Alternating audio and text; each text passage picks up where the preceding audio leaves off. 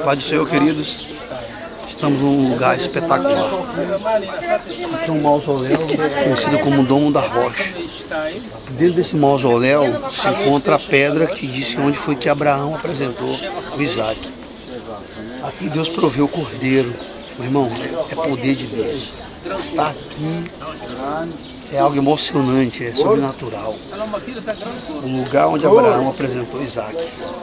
Meu irmão, que esse lugar libere para a minha vida e para a sua vida, que todos nós precisamos de ter um altar e apresentar a Deus nosso sacrifício, e apresentar a Deus nossos corpos em santidade. Tessalonicenses 5 diz que nós temos que apresentar nosso corpo, alma e espírito santificado. Que você se santifique, meu irmão. Essa foi a palavra que ele deu a Josué: santificai hoje, porque amanhã o Senhor fará maravilha. Meu irmão, essa maravilha desse lugar, da unção desse Monte Moriá, alcance sua vida.